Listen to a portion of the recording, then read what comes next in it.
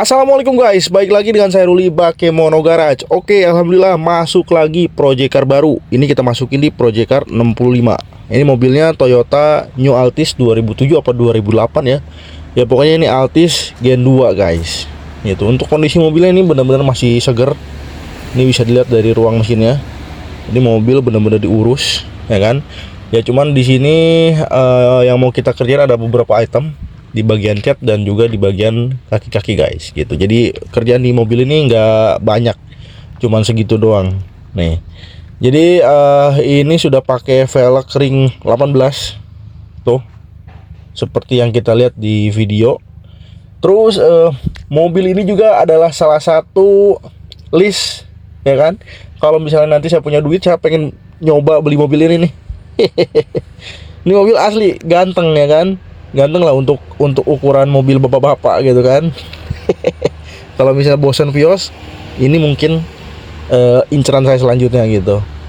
Nah jadi untuk pengerjaan awal ini bakal kita cek dulu untuk bagian kaki-kaki, ya kan? Karena pemiliknya kemarin ngobrol dan mengeluhkan di bagian kaki-kaki itu bunyi, terus di bagian setirnya dia kayak telat gitu kan. Ketika dibelokin ke kiri atau ke kanan, ya bannya itu telat, delay lah gitu, bahasanya delay ya. Jadi ini langsung aja kita bongkar. Yang pertama kita cek di bagian shock breaker depan dulu, karena untuk part lainnya ini kata pemilik mobil sudah diganti, ya kan. Jadi kita cek untuk shock breakernya dulu. Jadi untuk shock breakernya ini kiri kanan kondisinya sudah waktunya ganti guys. Nih, ini yang sebelah sini mati. Kita tes dulu ya. Iya betul kalhur. Nah yang sebelah sini tuh dia diangkat ke atas begini lumayan berat, dan kalau ditekan ke bawah dia nggak kembali. Ini artinya dia sudah tidak berfungsi alias modar untuk shock depannya, ya kan. Untuk yang sebelahnya lagi kondisinya kurang lebih, yang ini ya masih ada lah nyawanya sekitar 30%. Tuh, ya kan. Untuk AC ini dia baliknya telat, lama banget. Ya intinya kedua shock breaker ini untuk bagian depan kiri kanan sudah waktunya ganti gitu. Terus ini ada stopper juga guys. Dia stopper shocknya rusak, kiri kanan pecah juga. Jadi sepertinya untuk shock breaker ini juga masih bawaan mobilnya. Nah ini untuk kondisi stoppernya guys, dia udah hancur kayak begini. Tuh, ya kan, stoppernya hancur. Terus ini yang satunya lagi belum hancur sih, cuman ya udah pecah kayak gini tuh. Terus ini ada support shock. Jadi untuk support shock juga ini udah gepeng, bisa dilihat ya. Ini juga sama, sepertinya masih bawaan mobil. Jadi mobilnya kan tahun 2007 apa 2008 gitu. Jadi kemungkinan ini baru mau diganti sekarang kalau jadi diganti gitu. Nah ini untuk yang sebelahnya kondisinya kurang lebih sama juga. Terus untuk kondisi lain-lain, per dan boot shock itu masih aman, nggak ada yang sobek untuk boot shocknya. Nah terus ini nanti selanjutnya bakal kita cek untuk di bagian rak setirnya guys. Sebelum ke rak setir ini mumpung lagi kita bongkar, kita cek dulu aja untuk bagian kaki-kaki yang lain, ya kan. Jadi kata pemilik mobil sih ini udah pernah di refresh ya gitu, belum lama. Jadi sekarang sekalian aja kita cek kan. Ini untuk Tyro track N masih oke. Tuh. Ini link stabil juga masih ya oke lah. Ini untuk link stabilnya dia pakai Hikers guys. Tuh. Aman. Buat lain-lainnya juga kayaknya aman ini. Tuh. Jadi sekarang ini kita lagi mau bongkar dulu rak setir. Kita mau cek kondisi rak setirnya. Jadi untuk konstruksi kaki-kaki Altis ini, Altis Gen 2 ya, dia sebenarnya strukturnya sama seperti dengan Vios Gen 2, cuman beda posisi penempatannya aja gitu. Ini juga unit Altis Gen 2 yang pertama kita bongkar di channel ini, ya kan? Mudah-mudahan bisa kita bongkar dan hasilnya juga ya bisa sesuai dengan ekspektasi pemilik mobil gitu. Jadi untuk bagian yang waktunya diganti adalah shock depan, support shock, dan juga stopper. Udah itu aja dulu, ya kan? Sekarang kita lanjut ke bagian raktirnya, guys. Nah, oke guys, untuk raksir ini sudah kita turunkan tanpa membuka asbalok, ya kan? Nah, jadi singkat cerita raksir ini baru ganti, cuman pemilik mobil belinya copotan gitu. Nah, sekarang kita tes dulu karena ini raksirnya berat. Nih kita tes kasih longgar.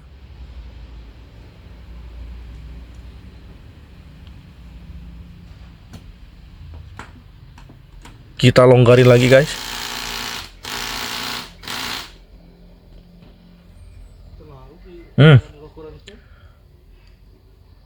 Sama ya, nggak ada perbedaan.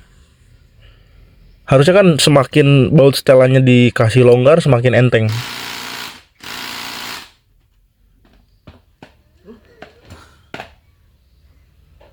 Sama, ini nggak ada perbedaan. Jadi kita buka aja kali ya untuk baut setelannya. Baut setelannya udah kita copot, harusnya ini longgar. Ini nggak ada perbedaan sama sekali, guys. Ini tetap berat.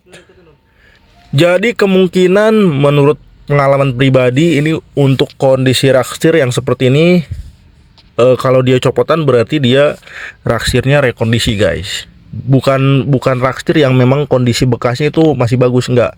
Jadi kemungkinan ini raksir udah rusak, direkondisi gitu. Jadi ya kondisinya seperti ini. Kalau untuk bunyi ini nggak bakalan bunyi, guys, karena ini seret banget. Ini yang bermasalah pertama dari setelannya, yang kedua mungkin dari bushing raksirnya, guys, bos raksirnya. Ini diganti pakai teflon, cuman teflonnya ukuran terlalu kecil gitu. Nah, terus ini ada raksir bawaan mobil yang kemarin kita ambil dari garasi pemilik mobil juga. Ini kita cek ya untuk kondisinya. Nah, ini kondisinya ini mentok nih, guys. Bentar. Kita longgar dulu, kita kasih longgar dulu. Kasih dikit aja.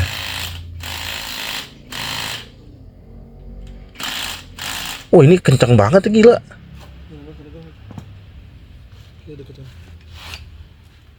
Wah, gila, ini setelannya nggak bisa diputar, guys. Wah, gila. Ini udah dikasih kencang banget setelannya. Nggak bisa berputar, guys. Nah, jadi ini kondisi setelan paling dalam. Paling dalam. Dan ini untuk putaran raksirnya enteng. Yang ini juga bawaan mobil udah nggak beres. Kita tes dulu. Di bagian sini juga ada ngelos. Sebelah sini seret. Nah, ini seret banget. Ini kalau kita putar ke sini, kita putar balik. Nah, di sini ada jeda, guys, ada longgar. Berarti kalau kondisinya seperti ini, dia untuk bagian tengahnya tuh udah kemakan. Jadi untuk kondisi kedua raksir ini kemungkinan sudah waktunya diganti juga, guys. Oke, guys, lanjut.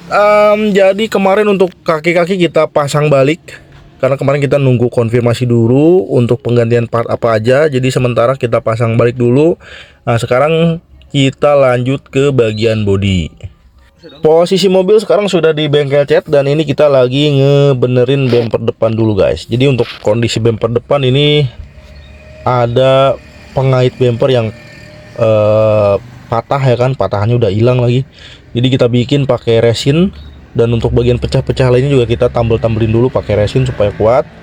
Nah, untuk pencetannya ini sebenarnya nggak banyak, ya kan. Contohnya di pintu depan sebelah kanan dia cuma penyok bulat kayak gini doang, ya kan. Di sini juga sama, kecil. Untuk bagian bumper belakang full satu panel dengan bumper depan. Cuman masalahnya kan ini warnanya silver. Silver sepengetahuan saya, sepengalaman saya, dia agak susah untuk ngesolnya guys. Nah di bagian kap mesin juga ada 2 titik di bagian belakang dan juga di bagian depannya. Nah ini kita nggak tahu nanti setelah disol hasilnya bagus apa enggak. Biasanya kalau silver rada susah ya kan. Mudah-mudahan ini bagus. Ya kalau misalnya hasilnya belang atau jelek ya ini mau nggak mau kita harus siram full body aja gitu ya kan. Karena ya memang nanggung gitu. Kayak misalnya kan ini bumper dicat 1 panel, terus bumper belakang juga 1 panel, terus tadi juga pintu sebelah kiri nggak mungkin kita cat bulat kayak gitu ya kan, otomatis 1 panel juga, dan akhirnya dicat full body guys, disiram. Jadi kemarin tuh sudah kita coba ya kan, beberapa panel kita cat, ternyata belang gitu. Jadi memang kondisi cat di mobil ini tuh dia ya 70% lah masih original, sisanya sol-solan gitu. Jadi untuk menghindari belang ya kan, karena memang kemarin belang, akhirnya kemarin kita ngobrol sama yang punya mobil, dan untuk hasil diskusinya ya disiram untuk mobilnya guys gitu. Oke. Nah ini sudah naik cat dasar tuh ya kan.